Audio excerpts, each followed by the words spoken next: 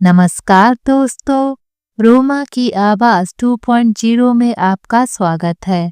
आज की हमारी कहानी का नाम है अमीरी और गरीबी।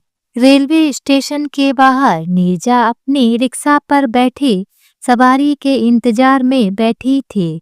उसे वहां बैठे बैठे लगभग 1 घंटा हो चुका था, लेकिन अभी तक कोई सवारी उसके पास नहीं आई थी। गाड़ी आ चुकी थी और स्टेशन पर भीड़ बढ़ती जा रही थी। हर किसी को अपनी मंजिल तक जल्दी पहुंचने की होड़ थी। बहुत सारे रिक्शा वाले स्टेशन के बाहर थे, लेकिन उन सभी में नीरजा अकेली लड़की थी जो रिक्शा चलाती थी। लड़की होने के कारण लोग उसे रिक्शा चलाने वाली के रूप में आश्चर्य भरी नजरों से देखते थे। लोग उसे एक नजर देखते और सोचते लड़की है, कमजोर होगी, और उसे अनदेखा करके आगे बढ़ जाते। अब तो 2 घंटे बीत चुके थे और नीरजा की नजरें अब भी रेलवे स्टेशन के फाटक की तरफ थीं, जहां कुछ ही लोग बाकी थे। जून की गर्मी में नीरजा पसीने से तरबतर हो चुकी थी। उसके काले घने बाल पीछे बंधे हुए थे, लेकिन कुछ लटें उसके कानों और चेहरे पर झूम रही थीं। उसके सामले चेहरे पर पसीने की बूंदें चमक रही थीं और धूप में उसका चेहरा थोड़ा लाल पड़ गया था, लेकिन उसकी मुस्कान और आंखों की चमक बरकरार थी। तभी अचानक पीछे से आवाज आती है, दिल्ली यूनिवर्सिटी हॉस्टल चलोगी क्या? पीछे से आई आवाज सुनकर कामना ने पलटकर देखा। एक नौजवान लड़का खड़ा था जो उसे पूछ रहा था, दिल्ली यूनिवर्सिटी हॉस्टल चलोगी? उसने सवाल फिर से दोहराया। नीरजा ने मुस्कुराते हुए कहा, हाँ, 100 रुपए लगेंगे। नौजवान ने हामी भरी और रिक्शा पर बैठ गया। कामना खुश थी कि उसे आखिरकार सवारी मिल गई। यह रास्ता उसके लिए बहुत लंबा नहीं था, लेकिन वह खुश थी कि आज उसे खाली हाथ नहीं लौटना पड़ेगा। रिक्शे पर बैठे हुए नौजवान के मन में सवाल उठ रहे थे, ये लड़की मर्दों की तरह रिक्शा क्यों चला रही है? बाकी औरतों की तरह घर में काम क्यों नहीं करती? आखिरकार उसने पूछ ही लिया, तुम कब से रिक्शा चला रही हो? पहले तो नीरजा को उसके सवाल पूछने पर थोड़ा सा अजीब लगा, लेकिन फिर से उस नौजवान ने वही प्रश्न पूछा तो नीरजा मुस्कुरा दी और पलटकर बोली, 2 साल हो गए हैं साहब। फिर वह नौजवान आगे पूछता है, तुम्हारे घर वालों को अजीब नहीं लगता तुम्हारा इस तरह कार्य करना? नीरजा ने हल्के से सिर हिलाया और बोली, साहब, मेरे घर वालों में मैं और मेरी माँ है। जब मैं 18 साल की थी तो बाबा मुझे छोड़कर चले गए। मेरे बाबा भी रिक्शा चलाते थे। घर पर सिर्फ मेरी माँ है, वह भी थोड़ी बीमार रहती है। जब वह 20 साल की हुई तब परिवार की आर्थिक स्थिति और कमजोर हो गई और उसे मजबूरी में पढ़ाई छोड़नी पड़ी। अपने परिवार को सहारा देने के लिए उसने ऑटो रिक्शा चलाने का निर्णय लिया। यह काम उसे पसंद नहीं था, लेकिन वह जानती थी कि उसका परिवार इस पर निर्भर था। उसने हिम्मत और मेहनत से काम शुरू किया और धीरे धीरे उसकी मेहनत रंग लाई। उसकी सादगी और मेहनत ने उसे बहुत से लोगों के बीच प्रसिद्ध कर दिया, लेकिन उसकी इस नौकरी को समाज की नजरों में आदर नहीं मिलता था। लोग उसे ताने देते थे, लेकिन नीरजा ने कभी किसी की परवाह नहीं की और अपनी मेहनत से अपना और अपने परिवार का पेट पालती रही। नीरजा ने आगे कहा, बाबा हर दिन थक कर आते थे और मैं उन्हें पानी देती थी। मुझे तब भी लगता था कि काश उनके रिक्शे में कोई ऐसी चीज होती कि उन्हें पैडल नहीं मारने पड़ते और वह कम थकते। तब उस नौजवान ने पूछा, जिसका नाम राजीव था, मगर तुम्हारे रिक्शे में तो मोटर है, अब तो अपने आप चल रहा है। नीरजा ने मुस्कुराते हुए कहा, साहब, बाबा के जाने के बाद मैंने धीरे धीरे पैसे बचाए और इस रिक्शे में मोटर लगवा दी। यह उनकी आखिरी निशानी है मेरे पास। हर रात जब मैं इसे देखती हूँ तो लगता है जैसे मैंने उनके थके हुए पैरों पर मरहम लगा दिया हो। फिर राजीव ने नीरजा से पूछा, तो तुम्हारी पढ़ाई भी नहीं हो पाई होगी? तो नीरजा बोलती है, नहीं साहब, मुझे पढ़ने का भी बहुत शौक है। दिन भर मैं रिक्शा चलाती हूँ और रात में मैं अपनी पढ़ाई भी करती हूँ। राजीव नीरजा की यह बात सुनकर दंग था। रिक्शा अपने गंतव्य पर पहुंच गया। राजीव रिक्शे से उतरा और किराए के पैसे निकालने के लिए अपनी जेब टटोली। उसके पास सिर्फ 500 का नोट था। नीरजा ने कहा, छुट्टा दीजिए साहब। राजीव ने कहा, तुम यहीं रुको, मैं पैसे लेकर आता हूँ। थोड़ी देर में वह वापस आया और नीरजा को पैसे दे दिए। उसने बिना गिने ही पैसे अपने दुपट्टे में बांध लिए।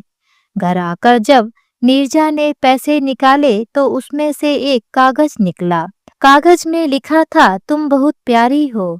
तुम्हारी सादगी और अपने पिता के लिए तुम्हारे प्यार ने मुझे बहुत प्रभावित किया है। मेरा नाम राजीव है और मैं दिल्ली यूनिवर्सिटी में छात्र हूँ। मेरे इम्तिहान खत्म होने वाले हैं और उम्मीद है कि कोई नौकरी भी मिल जाएगी। अगर तुम मुझ पर भरोसा कर सको तो जान लो कि मेरे दिल ने चाहा है कि मैं अपना जीवन तुम्हारे साथ बिताऊं। अगर तुम राजी हो तो तुम उसी जगह आकर मुझसे मिलो जहां तुमने मुझे छोड़ा था। मैं हर दिन तुम्हारा इंतजार करूंगा। खत पढ़ते ही कामना की आंखों में आंसू बहने लगे। वह अनजान मुसाफिर जिसने उसकी रिक्शा में कुछ समय बिताया था, उसे जीवन भर का साथ देने का प्रस्ताव दे गया था। राजीव एक उच्च मध्य वर्गीय परिवार से था। उसके पिता एक बड़े व्यवसायी थे और मां गृहिणी थी। राजीव के पास हर वह सुविधा थी जो एक युवा को चाहिए होती है। वह एक अच्छे कॉलेज से पढ़ाई कर रहा था और उसके माता पिता की चाहत थी कि वह उनके व्यवसाय में शामिल हो। राजीव एक संवेदनशील और समझदार व्यक्ति था और उसने कभी समाज के तय मापदंडों के अनुसार जीवन नहीं जिया। वह एक ऐसी लड़की की तलाश में था जो उसकी भावनाओं और सोच को समझ सके। नीरजा एक साधारण परिवार से थी। उसकी माँ एक गृहिणी थी और पिता एक ऑटो को चलाते थे। परिवार की आर्थिक स्थिति बहुत अच्छी नहीं थी, लेकिन वे स्वाभिमानी लोग थे। नीरजा की पढ़ाई लिखाई सामान्य सरकारी स्कूल में हुई थी और उसे बचपन से ही आत्मनिर्भर बनने की शिक्षा मिली थी। उसकी सोच थी कि लड़कियों को अपने पैरों पर खड़ा होना चाहिए और अपनी जिंदगी के फैसले खुद लेने चाहिए। लेकिन कुछ वर्ष पहले नीरजा के पिताजी की एक एक्सीडेंट में मृत्यु हो जाती है। जिस समय नीरजा के पिताजी की मृत्यु हुई थी, नीरजा उस समय मात्र 18 साल की ही थी। नीरजा आगे पढ़ना चाहती थी, लेकिन अब परिस्थितियां उसके हाथ में नहीं थीं। इसलिए उसने अपने पिता का ऑटो चलाना ही सही समझा, क्योंकि नीरजा अपने माता पिता की इकलौती संतान थी और वह अपनी माँ का सहारा बनना चाहती थी। नीरजा दिन भर ऑटो चलाती और रात में अपनी छूटी हुई पढ़ाई करने की कोशिश करती। वह एक मेहनती लड़की थी। उसकी माँ भी छोटा मोटा काम करके कुछ धन कमा लेती थी। दोनों माँ बेटी किसी तरह अपनी गृहस्थी को चला रहे थे। राजीव और नीरजा की पहली मुलाकात बहुत साधारण सी थी, लेकिन उसके बाद जो घटनाएं घटी वे असाधारण थीं। दूसरे दिन राजीव अपने कॉलेज से लौट रहा था और उसे ऑटो की जरूरत पड़ी। उसने रास्ते में खड़ी एक ऑटो रिक्शा को रोका और उसमें बैठ गया। यह नीरजा का ही ऑटो था, लेकिन नीरजा ने राजीव से कुछ भी नहीं बोला। राजीव उसकी चुप्पी को समझ नहीं पा रहा था कि नीरजा का जवाब हाँ है या नहीं। राजीव को यह जानकर आश्चर्य हुआ था कि ऑटो रिक्शा एक लड़की चला रही थी जो समाज में बहुत कम देखने को मिलता था। उसने बिना किसी पूर्वाग्रह के नीरजा से बातचीत शुरू की। नीरजा की बातें उसे बहुत सच्ची और सरल लगी। वह उसकी मेहनत और आत्मनिर्भरता से प्रभावित हुआ। इसके बाद राजीव ने कई बार जानबूझकर नीरजा की ऑटो ली और धीरे धीरे दोनों के बीच बातचीत बढ़ने लगी। राजीव को नीरजा की ईमानदारी, सादगी और आत्मनिर्भरता ने बहुत प्रभावित किया। नीरजा भी राजीव की सच्चाई और उसका सम्मान देखकर उससे प्रभावित होने लगी थी। राजीव को अब यह महसूस होने लगा था कि उसे नीरजा से प्यार हो गया है। पहले तो वह सिर्फ उससे प्रभावित ही हुआ था, लेकिन कुछ महीनों की मुलाकातों और बातचीत के बाद राजीव ने नीरजा से अपने दिल की बात कहने का फिर से फैसला किया। उसने एक दिन नीरजा से कहा, मैं तुमसे प्यार करता हूँ और मैं चाहता हूँ कि हम दोनों जीवन भर साथ रहें। नीरजा के लिए यह एक अचंभित करने वाला पल था। वह समझ नहीं पा रही थी कि कैसे एक उच्च वर्गीय परिवार का लड़का, जो कि हर प्रकार की सुविधाओं से युक्त है, उसे पसंद कर सकता है। उसने सोचा, मैं कौन हूँ? एक साधारण ऑटो रिक्शा चलाने वाली लड़की। क्या मैं राजीव के परिवार के स्तर की हूँ? उसने राजीव से कहा, तुम्हारे परिवार वाले इस रिश्ते को कभी नहीं मानेंगे। हम दोनों की दुनिया अलग है। तुमको यह बात समझनी चाहिए। तुम एक बड़े घर से हो और मैं एक साधारण लड़की हूँ। लेकिन राजीव ने उसे समझाया, मुझे इससे फर्क नहीं पड़ता कि तुम कौन हो या क्या करती हो। मेरे लिए तुम्हारी सच्चाई और मेहनत की कीमत है। मैं तुम्हें उसी रूप में स्वीकार करता हूँ जैसी तुम हो। नीरजा के मन में बहुत से सवाल थे, लेकिन वह भी राजीव के सच्चे प्रेम को पहचान चुकी थी। वह जानती थी कि यह प्यार साधारण नहीं था। जैसे ही राजीव के माता-पिता को इस बारे में पता चला, वे बेहद क्रोधित हो गए। वे नहीं चाहते थे कि उनका बेटा एक ऑटो रिक्शा चलाने वाली लड़की से शादी करे। उन्हें समाज का डर था।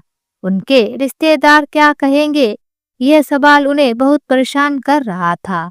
उन्होंने राजीव से कहा, यह लड़की हमारे स्तर की नहीं है। वह एक साधारण परिवार से है और उसका काम भी ऐसा है जिसे लोग आदर की नजरों से नहीं देखते। समाज में हमारी प्रतिष्ठा खराब हो जाएगी। राजीव के माता-पिता ने उसे समझाने की कोशिश की, लेकिन राजीव उनकी कोई बात सुनने के लिए तैयार नहीं था। उसने साफ शब्दों में कह दिया कि वह नीरजा से प्यार करता है और उसी से शादी करेगा। उसके माता-पिता ने यह सोचकर राजीव पर दबाव बनाने की कोशिश की कि वह समाज और रिश्तेदारों की बातों को समझेगा और अपने फैसले पर पुनर्विचार करेगा। लेकिन राजीव ने साफ कह दिया, मुझे समाज और रिश्तेदारों की कोई परवाह नहीं है। मैं अपने दिल की सुनता हूँ और मेरे दिल की आवाज यही कहती है कि मुझे नीरजा से शादी करनी चाहिए। इधर नीरजा भी इस रिश्ते को लेकर मानसिक संघर्ष कर रही थी। उसे भी अपने परिवार और समाज का डर था। उसने राजीव से कई बार कहा कि यह रिश्ता मुश्किलों से भरा होगा, लेकिन राजीव की दृढ़ता ने उसे हिम्मत दी। नीरजा की माँ भी इस रिश्ते के खिलाफ थी। वे नहीं चाहती थी कि उनकी बेटी किसी उच्च वर्गीय परिवार में शादी करके अपना आत्मसम्मान खो दे। उन्हें यह भी डर था कि राजीव का परिवार उसे कभी स्वीकार नहीं करेगा और बाद में उसकी बेटी को तकलीफें झेलनी पड़ेंगी।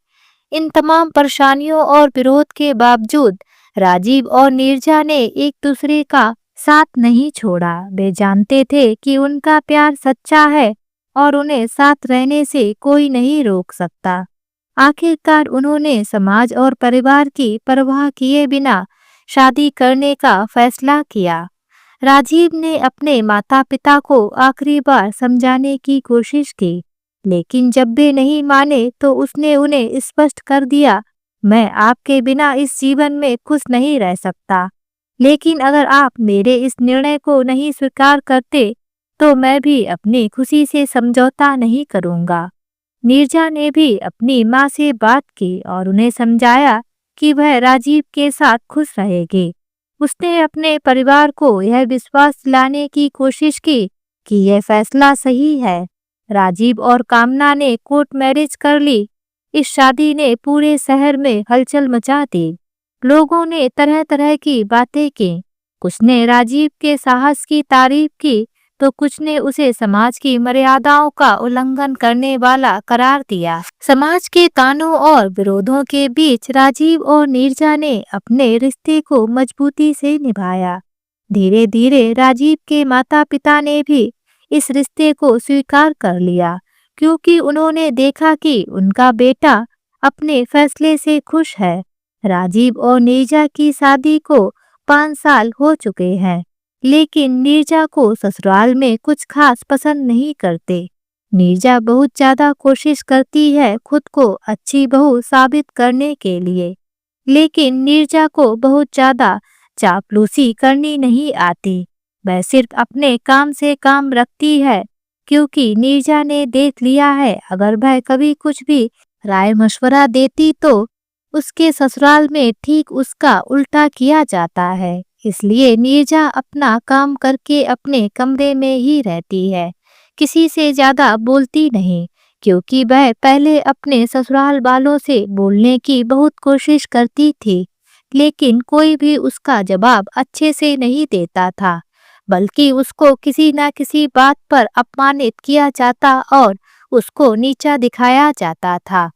इसलिए उसे पता है कुछ बोलेगी तो प्रति उत्तर मिलेगा और फिर फालतू का कलह होगा। इससे अच्छा चुप रहना ही बेहतर है। जिसका घर है वह जाने। वह अपने फर्ज बस निभा रही है। खैर, नीरजा के देवर के लिए एक लड़की का रिश्ता आया जो कि उन लोगों को बहुत पसंद है। राजीव को लड़की की फोटो और डिटेल बताई और दिखाई गई। नीरजा को कोई बात नहीं बताई गई, ना ही उसने कोई इंटरेस्ट दिखाया। बाद में उसके पति राजीव ने उसे लड़की की डिटेल्स बताई और मोबाइल में उसकी फोटो भी दिखाई, जो कि उसके ससुर जी ने अपने बेटे को भेजी थी। वह लड़की को पहचानती है। नीरजा ने अपने पति से कहा, शादी से काफी पहले जब मैं मेरे मम्मी पापा के साथ एक किराए के घर में रहती थी, वहाँ पर उस लड़की का भी घर था। फिर हम लोग अपने दूसरी जगह में शिफ्ट हो गए, लेकिन पुराने मोहल्ले के कुछ पड़ोसियों से फोन के जरिए संपर्क बना हुआ था। 2-3 साल पहले मम्मी ने मुझे बताया था कि वह लड़की गर्भवती थी और उसका अबॉर्शन कराया गया है, और यह बात लगभग कन्फर्म थी। मैंने यह बात अपने पति को बताई तो उन्होंने बोला, अरे किसी के बोलने का क्या भरोसा, जरूरी नहीं है ऐसा कुछ हो। लोग बदनाम करने के लिए झूठी कहानी भी करते हैं। नीरजा ने भी बोला, हाँ हो सकता है, क्योंकि हमने भी तो किसी के मुंह से ही यह बात सुनी है। और वैसे भी मैं आपके घर के मामलों में क्यों बोलूं, आपकी मम्मी पापा जाने। अगर मैं कुछ बोलूंगी तो वह लोग तो उसका उल्टा ही सोचेंगे, तो मुझे क्या, जो हो रहा है होने दीजिए। वह ऐसा बोल तो रही थी, लेकिन मन ही मन उसको चिंता हो रही थी कि कहीं उसके देवर की शादी किसी गलत लड़की के साथ ना हो जाए। नीरजा के पति ने भी बोला, तुम चिंता मत करो, मम्मी पापा अपनी पसंद से अपनी बहू ला रहे हैं, तुम्हारी कोई जिम्मेदारी नहीं है। नीरजा ने फिर से इस बारे में कोई बात नहीं की, क्योंकि उसकी सचमुच में ससुराल के मामलों में कोई राय नहीं लेता था और ना ही वह लोग उसे कोई महत्व देते थे। बाद में नीरजा ने फोन पर अपनी मम्मी से इस बारे में बात की तो नीरजा की मम्मी ने कहा, हाँ ठीक है, हो सकता है किसी ने झूठ ही बोला हो, तुम रहने दो, कुछ बोलने की जरूरत नहीं है, क्योंकि हमने भी तो किसी के मुंह से ही यह बात सुनी थी, हो सकता है बात गलत हो। इसके बाद नीरजा के देवर और उस लड़की की शादी फाइनल हो गई और कुछ महीनों के बाद उन दोनों की शादी है। नीरजा लड़की को देखने नहीं गई थी और ना ही उसे बोला गया था। उसके पति राजीव गए थे। इसलिए लड़की के घर वालों को शायद नहीं पता कि उनकी बड़ी बहू कौन है, या हो सकता है पता भी हो।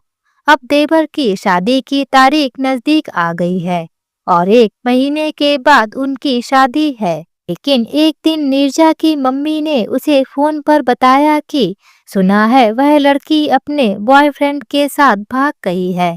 नीरजा ने पूछा, आपको कैसे पता? तो उसकी मम्मी ने बोला, मुझे पता है, किसी ने बताया है और खबर बिल्कुल पक्की है। उसके घर वाले उसे ढूंढ रहे हैं और इस वक्त वह घर में नहीं है। नीरजा बोली, मम्मी मुझे समझ में नहीं आ रहा कि मैं अपने ससुराल वालों को यह बात किस तरह बताऊं। वह तो मेरी किसी भी बात पर यकीन ही नहीं करेंगे, उल्टा मुझ पर ही शक करने लगेंगे। तभी नीरजा की माँ बोलती हैं, बेटा तेरे देवर की उस लड़की के साथ शादी हो गई तो उसकी जिंदगी बर्बाद हो जाएगी। हो सके तो तू एक बार प्रयास करके दे। अपनी माँ की बात सुनकर नीरजा बोलती है, मुझे पता है मेरी बात ससुराल में कोई नहीं मानेगा। जो हो रहा है होने देने के अलावा मेरे पास कोई रास्ता नहीं है। लेकिन अगर माँ आप कहती हो तो मैं एक बार प्रयास करके देखती हूँ। अच्छा तो मैं माँ अब फोन रखती हूँ। लेकिन फोन रखने के बाद नीरजा ने गौर किया कि जो देवर जी दिन भर फोन पर लगे रहते थे, आज फोन पर कोई बात नहीं कर रहे थे। बात को कंफर्म करने के लिए नीरजा ने अपने देवर से मजाक मजाक में बोला, क्या बात है, कुछ दिनों में शादी हो जाएगी। आजकल आप होने वाली देवरानी जी से बात नहीं करते। तो देवर ने बोला, हाँ उसकी मम्मी ने उसका फोन उठाया और उन्होंने ही बताया कि उसके दांत में दर्द है, इसलिए उसका ज्यादा बोलने का मन नहीं कर रहा और बुखार भी हो रहा है, इसलिए मेरी बात नहीं हो पा रही। नीरजा ने बोला, अच्छा। लेकिन अब नीरजा को विश्वास हो गया था कि खबर तो पक्की है, लड़की घर पर नहीं है। थोड़ी देर के बाद नीरजा की मम्मी ने दोबारा फोन किया और बोला, उसे अभी खोजकर उसके पापा और भाई पकड़ कर लाए हैं। किसी लड़के के साथ दिल्ली में थी और यह बात मोहल्ले में कई लोगों को पता है। तुम्हारे सास ससुर को बता दो, ऐसी लड़की को क्यों घर की बहू बनाना। अपनी माँ की बात सुनकर अब नीरजा ने अपनी माँ को रोते हुए बताया, जब मैंने अपने पति को इस बारे में बताया तो उन्होंने अपने मम्मी पापा से इस बारे में बात की तो उन्होंने बोल दिया, तेरी बीबी जलती है मेरे होने वाली छोटी बहू से, इसलिए अभी से उसे बदनाम कर रही है। मेरी सासू माँ ने बोला, अभी थोड़ी देर पहले तो मैंने लड़की से फोन पर बात की है, मुझे पता था ऐसा ही कुछ होने वाला है, इसलिए मैं कुछ नहीं बोलना चाहती थी। अभी शादी नहीं हुई है, बहुत रास्ते हैं। अगर शादी के बाद लड़की ने फिर कोई गलत काम किया तो कोई रास्ता नहीं बचेगा। लेकिन क्या करूं माँ, मैं तो अपने सास ससुर को उनकी सबसे बड़ी दुश्मन दिखती हूँ। अगले हफ्ते शादी है, लेकिन नीरजा को आज फिर खबर मिली कि उस लड़की ने कोर्ट में उस लड़के से शादी कर रखी है और वह जबरदस्ती घर वालों के दबाव में यहाँ पर शादी कर रही है। यह खबर भी पूरी तरह से पक्की है, लेकिन अब उसे समझ में नहीं आ रहा था कि वह यह बात कैसे सबको बताए, क्योंकि उसके पास तो कोई ऐसा सबूत नहीं था जिसे दिखाकर वह यह साबित कर सके। फिर भी उसने हिम्मत करके यह बात अपने पति को बताई। राजीव ने भी यह बात अपने माता पिता से फिर से कहने का साहस दिखाया, लेकिन उसकी बात सुनकर उसके माता पिता ने तो उल्टा अपने बहू नीरजा को ही गलत सलत बोलना शुरू कर दिया।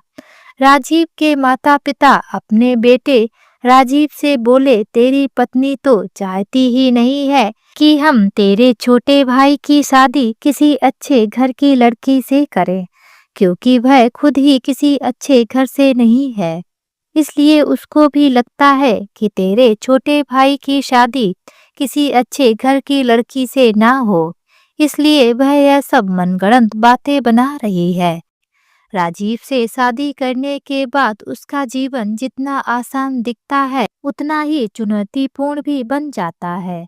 परिवार में अंदरूनी संघर्ष, रिश्तेदारों के ताने और उसकी सास का लगातार तिरस्कार, यह सब मिलकर नीरजा के धैर्य और आत्मविश्वास की परीक्षा लेते हैं। इस बीच देवरानी के आगमन के साथ घटनाएं और भी पेचीदा हो जाती हैं। नीरजा और राजीव के बहुत समझाने के बाद भी राजीव का छोटा भाई सुमित, जो एक अच्छे पद पर काम करता था, उसकी शादी उसी लड़की से करने का निर्णय लिया जाता है। राजीव का छोटा भाई सुमित एक समझदार और आज्ञाकारी बेटा था और उसका विवाह उसके माता पिता ने ही तय किया था। सुमित की दुल्हन का नाम निधि था, जो एक उच्च वर्गीय परिवार से थी और बचपन से ही बड़े आराम और सुविधाओं में पली बड़ी थी। निधि एक स्मार्ट, आत्मविश्वासी और थोड़ी चतुर स्वभाव की लड़की थी। उसकी सोच थी कि वह अपने ससुराल में जल्द ही अधिकार जमा लेगी और वह जानती थी कि उसके सास ससुर उसकी बातों पर विश्वास करेंगे, क्योंकि वह उच्च वर्ग की थी। नीरजा को निधि के आने से बहुत डर लग रहा था। उसे लगा कि निधि के घर आने से परिवार के मान सम्मान को हानि ना पहुँचे और परिवार में कलह की स्थिति ना उत्पन्न हो जाए। हालांकि नीरजा के मन में यह भी थोड़ा संकोच था कि निधि उच्च वर्ग से होने के कारण उसे पूरी तरह से अपनाएगी या नहीं, पर नीरजा ने अपने संदेहों को दरकिनार कर दिया और निधि का स्वागत पूरे दिल से किया। सुमित और निधि की शादी बड़े धूमधाम से होती है। दोनों परिवारों ने मिलकर इस शादी को एक शानदार आयोजन में बदल दिया। शादी में पूरा परिवार और रिश्तेदार शामिल होते हैं और सभी इस नए रिश्ते से खुश नजर आते हैं। सुमित और निधि का रिश्ता शुरू में बहुत अच्छा था। निधि ने भी शुरुआत में सभी के साथ मिलकर काम किया और सास ससुर का दिल जीतने की कोशिश की। नीरजा ने भी अपनी देवरानी के साथ रिश्ते को सहज और सौंदर्यपूर्ण बनाने का हर संभव प्रयास किया। वह निधि की हर जरूरत का ख्याल रखती, उसकी मदद करती और उसे समझाने की कोशिश करती, लेकिन निधि के मन में कहीं ना कहीं नीरजा के प्रति एक दूरी और अहंकार बना हुआ था। उसे लगता था कि नीरजा का स्तर उससे कम है, क्योंकि नीरजा ऑटो रिक्शा चलाती थी और उसका पारिवारिक बैकग्राउंड भी अच्छा नहीं था। शादी के बाद धीरे धीरे घर के हालात बदलने लगे।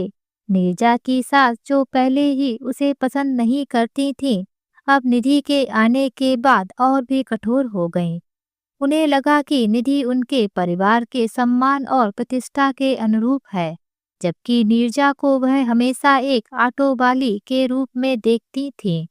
उसकी सास का नीरजा के प्रति व्यवहार पहले भी सख्त था, लेकिन अब वह बात बात पर उसे ताने देने लगी।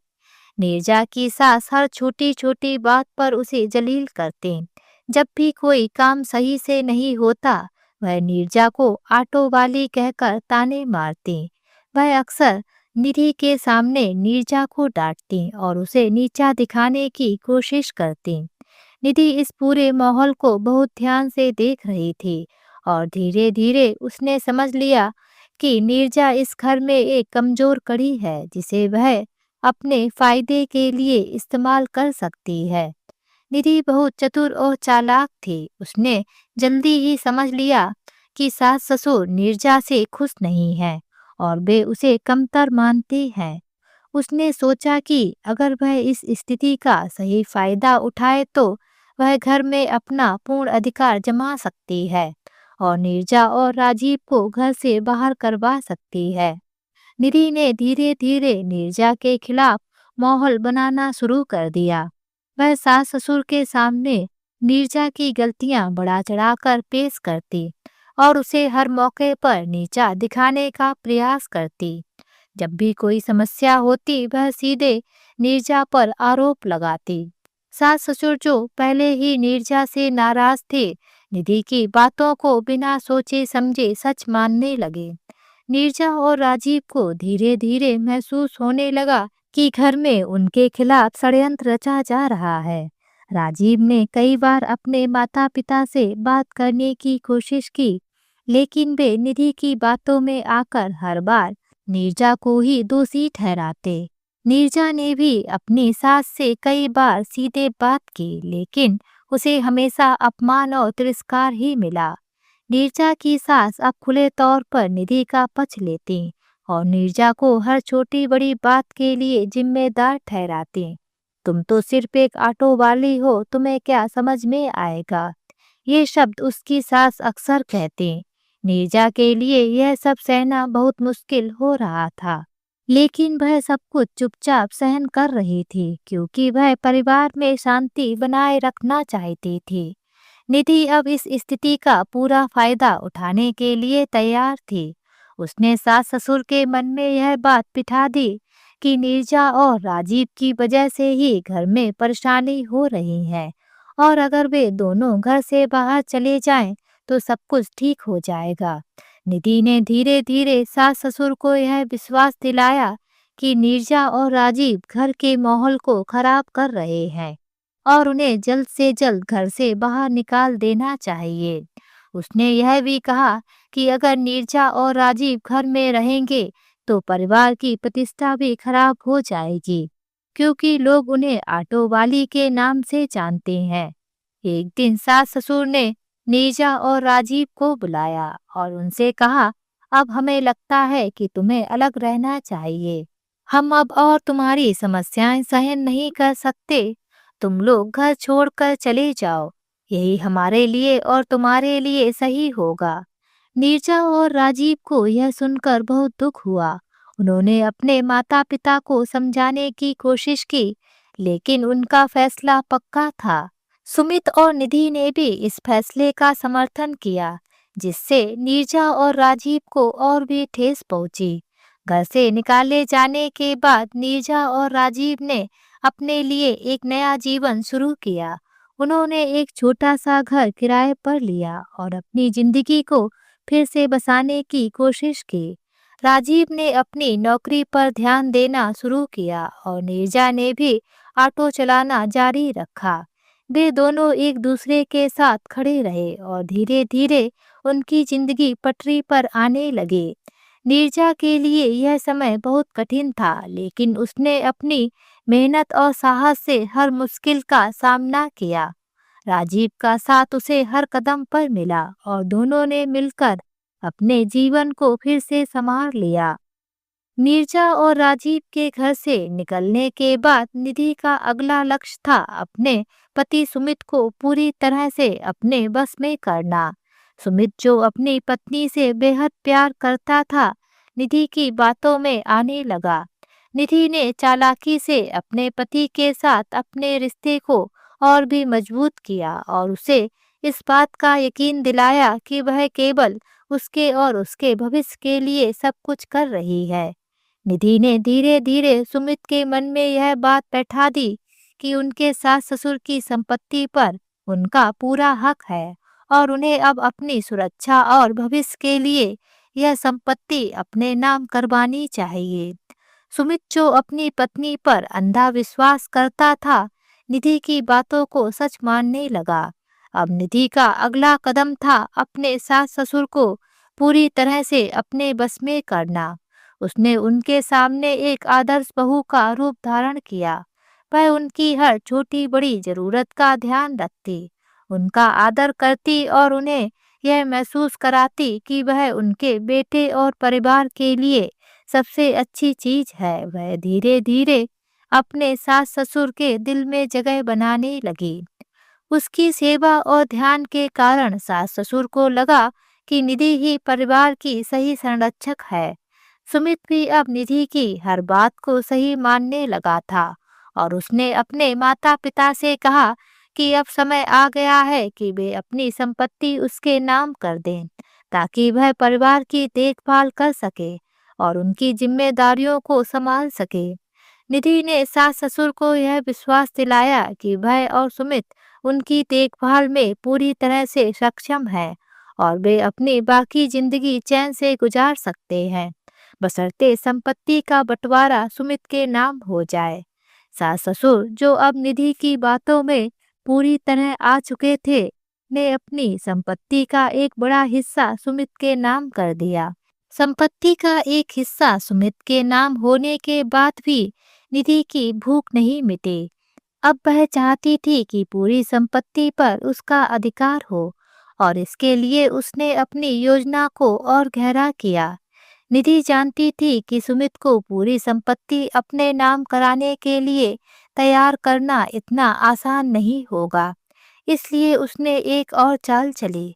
निधि ने सुमित को यह विश्वास दिलाया कि अब उनकी जिम्मेदारी और भी बढ़ गई है, और परिवार की भलाई के लिए उन्हें पूरी संपत्ति अपने नाम कर लेनी चाहिए, ताकि वे किसी भी प्रकार की कानूनी या पारिवारिक समस्या से बच सकें। सुमित, जो अब पूरी तरह से निधि के बस में था, ने इस बात को स्वीकार कर लिया। निधि ने सुमित से कहा कि अगर वह संपत्ति पूरी तरह से अपने नाम करवा लेता है, तो वे दोनों मिलकर बेहतर तरीके से परिवार की देखभाल कर सकते हैं।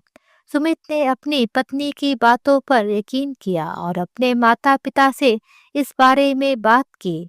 सास ससुर, जो अब निधि पर पूरी तरह से भरोसा करते थे, ने बिना किसी शक के अपनी बाकी संपत्ति भी सुमित के नाम कर दी। जब पूरी संपत्ति सुमित के नाम हो गई, तब निधि ने अपनी असली चाल चलनी शुरू की। उसने धीरे धीरे सुमित से दूरी बनानी शुरू कर दी। वह अब उससे बहस करने लगी, उसे ताने देने लगी और किसी न किसी बहाने से उससे झगड़ने लगी। सुमित को समझ में नहीं आ रहा था कि निधि के व्यवहार में अचानक इतना बदलाव क्यों आ गया है। निधि के मन में एक और योजना थी।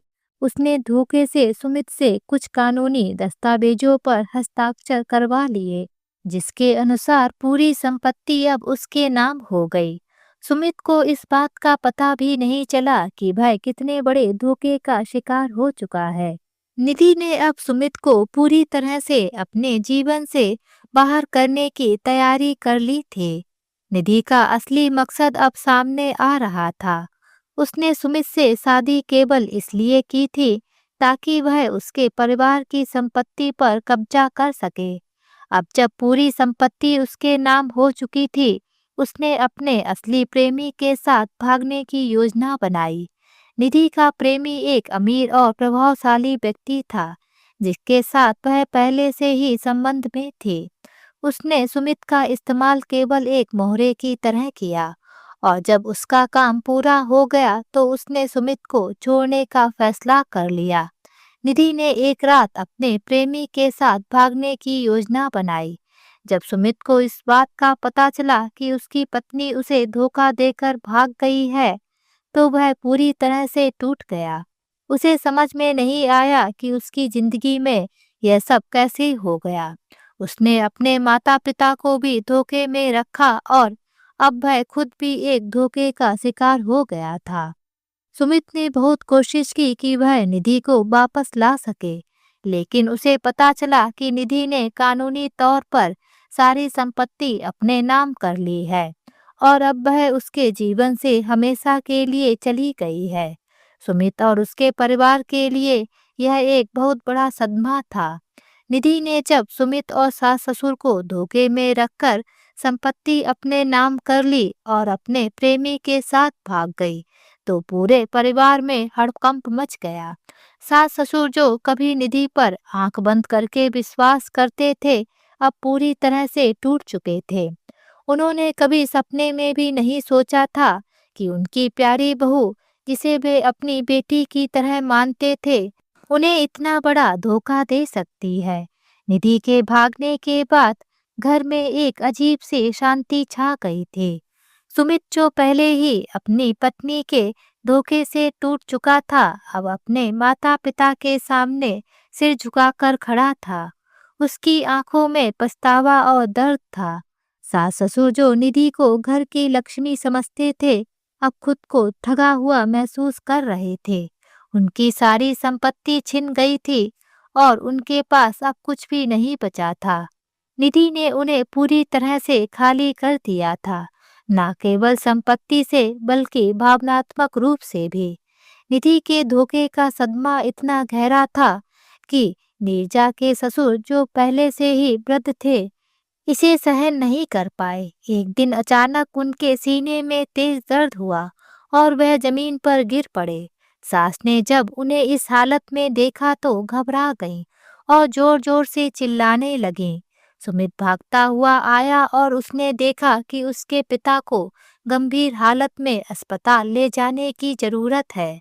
सुमित ने तुरंत एम्बुलेंस बुलाई, लेकिन उनकी आर्थिक स्थिति इतनी खराब हो चुकी थी कि उनके पास अस्पताल में भर्ती कराने के लिए पैसे नहीं थे।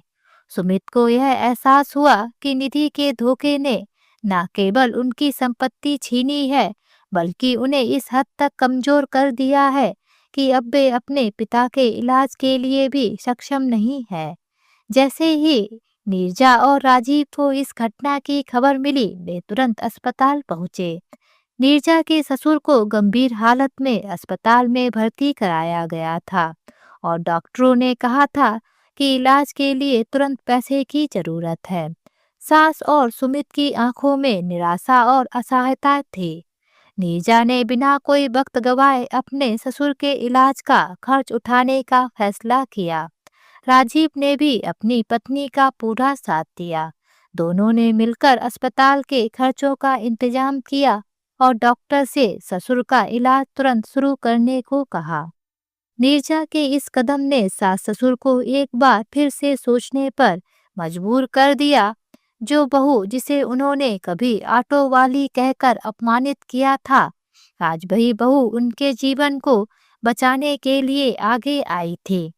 सास की आंखों में आंसू थे और सुमित अपने आप को बहुत ही लाचार महसूस कर रहा था।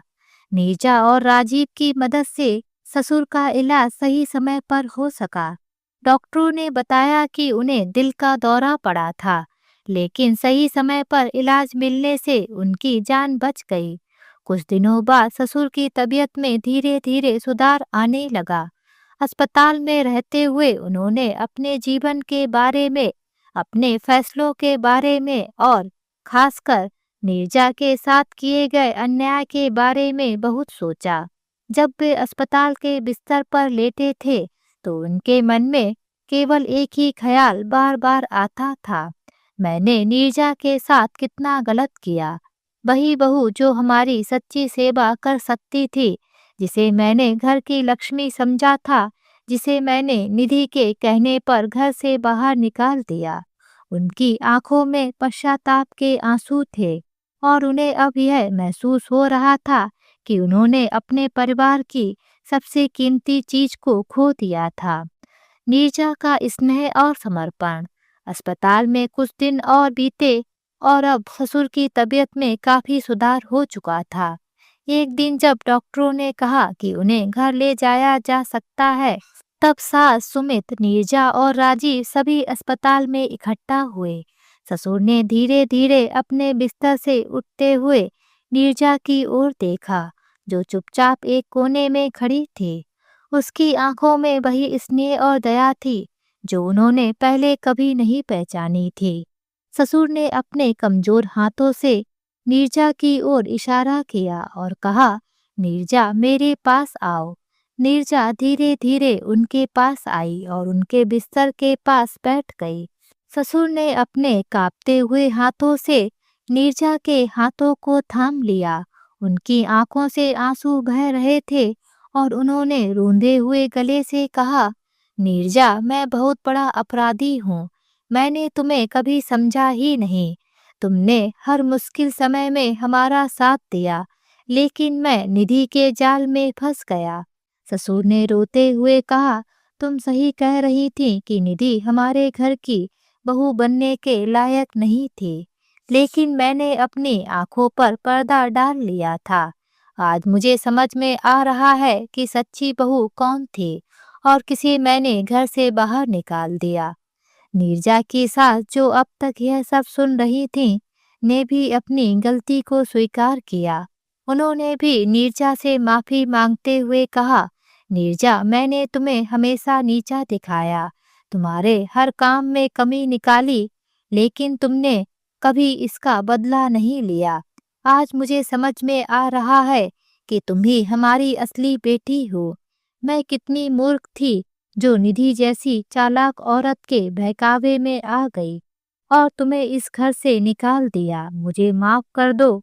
नीरजा, जो हमेशा से शांत और सुलझी हुई महिला थी, ने अपने सास ससुर की माफी को बड़े ही धैर्य और स्नेह के साथ स्वीकार किया। उसने कहा, पिताजी, माताजी, आप मेरे लिए हमेशा आदरणीय रहे हैं। मैंने जो कुछ भी किया वह सिर्फ अपने कर्तव्य के लिए किया। मेरे मन में आपके लिए कोई शिकायत नहीं है। परिवार में गलतफहमियां हो जाती हैं, लेकिन मैं आपके लिए हमेशा खड़ी रहूंगी, चाहे कुछ भी हो। नीरजा के इन शब्दों ने सास ससुर के दिलों को छू लिया। उन्होंने महसूस किया कि नीरजा न केवल एक अच्छी बहू है, बल्कि वह एक ऐसी महिला है जो सच्चे मायनों में परिवार का आधार है। अस्पताल से छुट्टी मिलने के बाद नीरजा और राजीव अपने सास ससुर को घर ले आए। अब घर का माहौल पूरी तरह से बदल चुका था। सास ससुर ने नीरजा को अपनी बेटी की तरह मान लिया था और उन्होंने अपनी पुरानी सोच को बदल लिया था। सुमित भी अब अपनी भाभी का आदर करने लगा था और उसने भी अपने किए पर पछतावा जताया। नीरजा और राजीव ने परिवार को फिर से एकजुट किया। अब घर में सच्चे स्नेह और सम्मान का माहौल था। सास ससुर ने भी इस बात को समझ लिया था कि सच्चे रिश्ते पैसे और संपत्ति से नहीं, बल्कि प्रेम, समर्पण और आपसी विश्वास से बनते हैं।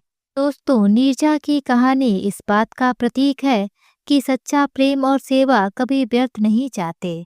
भले ही उसे अपने जीवन में बहुत सारे ताने और अपमान सहने पड़े, लेकिन उसने हमेशा अपने कर्तव्य और स्नेह को पहले स्थान पर रखा। समय ने यह साबित कर दिया कि नीरजा ही इस परिवार की असली स्तंभ थी और उसकी महानता ने सबके दिलों को जीत लिया। तो दोस्तों, आज की ये कहानी आप सभी लोगों को कैसी लगी, नीचे कमेंट बॉक्स में लिखकर हमें जरूर बताएं। अगर ये कहानी आप सभी लोगों को अच्छी लगे तो प्लीज़ इस वीडियो को लाइक और शेयर जरूर करें और मेरे चैनल को सब्सक्राइब करना ना भूलें। तो फिर मिलते हैं एक नई कहानी के साथ। बाय।